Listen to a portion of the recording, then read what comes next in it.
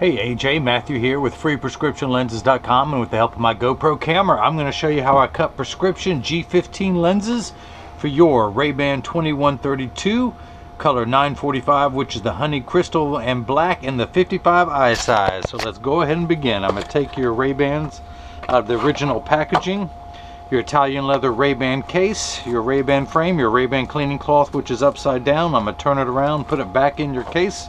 And this is your frame. And of course RayBan sends it to me with a little plastic sleeve on the left temple to prevent the two temples from rubbing together during shipping. Well, if they think it's a good idea to put on one, well, I'm going to put on a second one just so we'll have twice the protection. So let me take off all the original packaging. And of course this comes with the brown lenses, and you wanted the G15 lenses, so sorry, clean up my mess as I go. I'm going to pop out your heavy glass lenses. Your frame is now reduced the weight by about half, and I'm going to put your Italian frame into my Italian Sentinelli. This is the LE1000 patternless edger, and the stylus is popped up. It's going to trace the shape of your left lens, and then it's going to move over and trace the shape of your right. Here at freeprescriptionlenses.com, where everyone loves a bargain and no one is disappointed with quality.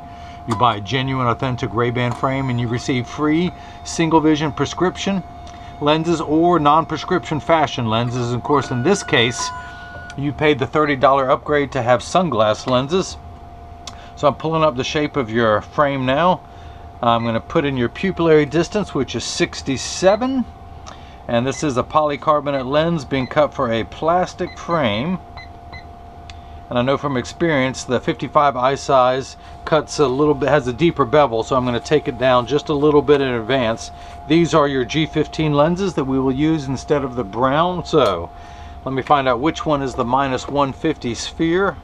Let me get everything lined up in my Marco 101 lensometer. And this is, let's see, -150. So let me put this in. And this is your right lens. I got lucky. I had a 50-50 chance. There was no astigmatism correction, although you do have a quarter. You're killing me. Okay, that is your left lens. Let's try this one at 150. Yeah, there we go. Now we're cooking with gas. Or peanut oil, whatever you prefer to use. But I found the optical center of your lens, and I'm going to put some dots on there that'll tell me exactly where everything is supposed to be, and that is the right lens. I'm going to do that there. Now your left lens, put everything on 153, spin the axis wheel, and put that on 1 1/4. And I'm going to rotate your lens until the sphere power comes in clearly. And I'm going to put 3 dots on your lenses now that you can't see, but I'm going to darken them for you. 1, 2, and 3, and that is your left lens. So this is a block. This is what's going to hold it in place while it's cutting inside the machine. So 3M, the same people who make post-it notes, make a double-sided adhesive sticker where the black side is the sticky side. I'm going to stick that on the block, pull away the tape to make my side sticky, and then I'm going to get everything lined up. Essentially what I'm looking at, I've got a graph that tells me where, that's why I put those 3 dots on there. It helps me find that horizontal line. It's like the crosshairs of a scope. I have a horizontal meridian and a vertical meridian, and I'm just getting everything lined up perfectly. So let me do the same thing for your left lens now. Pull the sticker off, and we are good to go. So I'm going to put your right lens into the Chuck, or as I like to say, the Charles, because I don't know the machine well enough to call it Chuck. But the calipers are going to come down, and it's going to trace the shape of the right side of your frame onto this lens to make sure this lens is large enough to fit into your frame. And of course it is, because I took all the measurements and ordered it.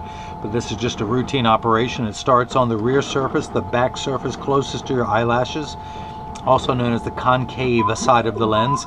And now it is moving over to trace the convex side of the lens, which sits away from the face. Now the cutting wheel is actually down here on the bottom left. It's that lighter color wheel that essentially is going to act like a heavy grit sandpaper and grind away your polycarbonate material. And this wheel in the center with that channel, that little valley, that's what's going to put the bevel onto the lens so it stays inside the bevel of the frame. I will have to close the door, but for now I just want you to see as your prescription lenses touches down on the cutting wheel. So your lenses are made out of polycarbonate material. Polycarb is 40% thinner and lighter than regular plastic. It is virtually unbreakable. It is bulletproof up to 22 caliber and has both UVA and UVB protection. It's also an aspheric lens, meaning that's a flatter curvature. Doesn't have that ugly fishbowl appearance that so many cheap lenses have. And so that is that, AJ. And of course the G15 tint, the classic G15. This actually looks like, well, here's actually the frame I need to cut next. This is the classic Aviator, and that is the G15 color. Hopefully that lighting works well for you, and you can see how close in color that is. So that is that. You're next. For those of you keeping score at home, this is the RayBan 3025 in the 60, let's see, what eye size is this?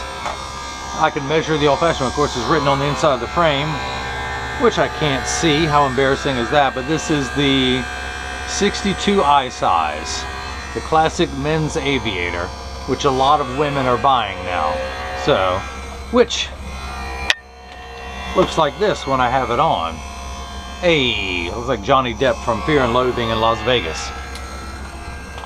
Alright, let me put mine back on so I can see. Now, I'm wearing the same frame as you in the 52 eye size, and this is color 6053, which is the blue crystal to match my blue shirts with pinstripe. This is the one I've been wearing 80% of the time. Now, your lens is finished cutting, and it's actually getting the bevel put on there. It's completely flat, just like a nickel. I could take it out and stand on the counter. Now, if you notice, there is water running in the background.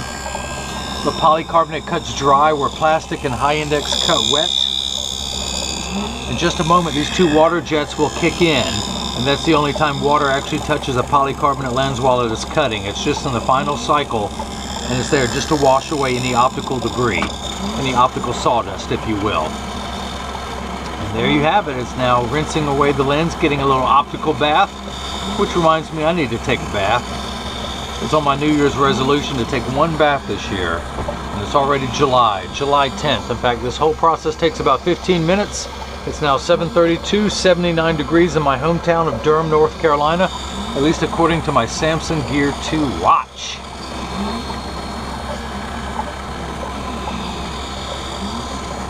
Now, I'll be a little bit surprised if this lens fits first time around. I did take it down in size. The 52 that I wear cuts like a piece of cake. The 55 has a deeper bevel, so I usually have to trim a little bit more off of it to get it to fit. But I did take it down a little bit in advance knowing that, but we'll just see if it fits. Now, you still have some rough edges, so I want to use my handstone, which is completely flat. And I can put my finger on it while it's running, and my finger gets warm due to the friction. But it's that friction that allows me to put the safety bevel, as it's called, and this white powdery substance that you see is called Schwarf. And I use my thumbnail to scrape all of that off for you. And I do this so much that I have a V-shaped bevel worn into my thumbnail from doing this all day long.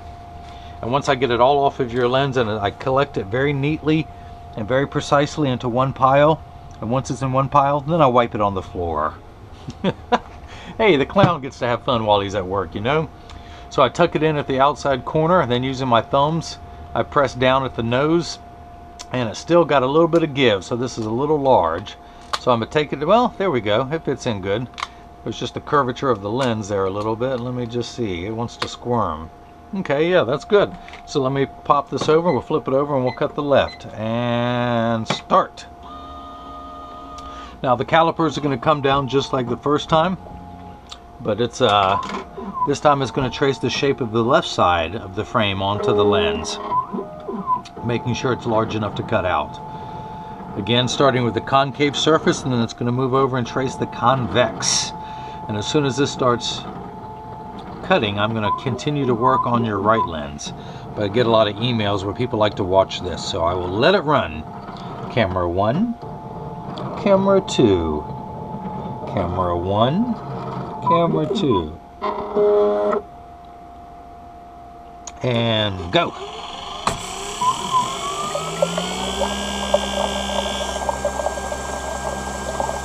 You may begin cutting now. Okay, so now that that's done, I'm going to take the block off. It is no longer needed. Clean that up, throw that back in the bin. Pull off the little rubber sticker. Where's my paper towel? Where's my paper towel? Now I've still got the red dot on there. I need to use that to measure your pupillary distance, but for now I'm just going to put it in. Of course, I know that this is cut perfectly. Why? Because I cut it, and you have no astigmatism correction, so it's almost impossible for me to miscut the lens. So your right eye reads -150 sphere. Now the unit of measurement in the optical world is called a diopter, spelled D-I-O-P-T-E-R, and everything is in quarter increments, starting at 0 being no prescription and going up from there. 0.25, 0.50, 0.75, 1, 1 1/4, 150. So you're on the 6th rung of a ladder, if you will. You need 6 steps of correction. Without your glasses on, everything is much larger than it really appears, so this lens will actually minify down to the correct size. If you see the words in the background, when you look at it through the lens, the letters actually get smaller because your lens will minify. And you need no astigmatism correction. Where your left eye, you need 1 step. Now you have -1 1/4, -1/4 at 153, so you only need 5 steps of correction for your left eye, but you need 1 step of correction in your left eye for astigmatism. Now this first number makes everything the correct size. This astigmatism is what makes everything blurry, where 6s and 8s and P's and F look alike, but you need such little correction, you only need 1 step of astigmatism correction. Now the 153, if you can imagine getting everything the correct size, making everything clear, that is the fine-tune knob, the astigmatism. And 153 is just an arbitrary number from 0 to 180 in a straight line. So if this were a knob we would turn it to 153 to get everything clear. Now that does fluctuate. There is a stigma over the word astigmatism. Everyone freaks out. It is not a disease. It is not an affliction. It just refers to shape. You have 2 curvatures on your eye. Your right eye, you have 1 curvature going this way and 1 curvature in the vertical meridian, and they're the same. For your left eye, you have 1 curvature going this way, and if you can imagine a second curvature with just a different curvature, only 1 step difference, but it's just enough that everything will be much clearer, road signs at a distance, all of that. And we are done, so let's see if the left lens fits. So I'm going to flip that over, well, take this out, dry it off, go back over to the handstone, real quick safety bevel. Real quick, use my thumbnail to scrape all of the schwarf off, and that concludes your vocabulary lesson of the day. And once it's on the counter, you know what's coming. Wipe it on the floor. You know, when people come over and patients stick their head through the window to see me working on their glasses, I just want to make it look like a real workspace with, you know, sawdust on the floor and all that. Makes people think I'm more professional. Don't you think I am professional enough? No, it's not. Okay, so in order to get your lens in there, I tuck it in at the outside corner, then using my thumbs, I press down and it snaps in. So, take that block off, take the sticker off, dry everything off. Where's that red dot? There it is. Let me darken that for you so you can see that. Spin the axis wheel. Actually, it's still on 153 because I never had to move it. I'm going to put it in and I'm going to read the prescription right at that red dot.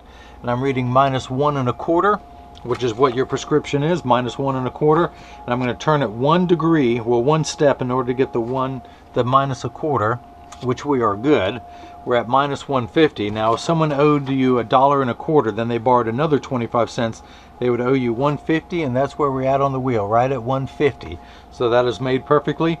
Now your pupillary distance is 67. I'm going to put the 0 on my PD stick next to my thumb on your right lens, and then on the left lens, hopefully through the light, you will see 67 millimeters. So that is cut perfectly too. Now the last thing I want to do before I ship to you AJ in Chicago is I want to, for one, clean the dots off your lenses, unless you want to be the first on your block to wear them with those red dots. But 2, I want to get it in standard alignment, also known as a 3-point stance. Now 99% of all optical shops will do free adjustments if you ask them. So if you get these and they're too loose or they're too tight or they're sitting high on one side, because 80% of people have one ear that's higher than the other, and I'm no different. When I take mine off and I press down, mine wobble on the counter because I have one ear that's higher. That's why they sit level on me. But I press down, there is no wobble. Flip them over, press down, there is no wobble. I make sure that each temple overlaps perfectly, and they do, in the same amount of tension on each hinge. So that's that. So AJ in Chicago, I hope you enjoyed watching me make your prescription glasses for you. If anyone else out there has any questions about what I can and can't do, just email me at freeprescriptionlenses@gmail.com.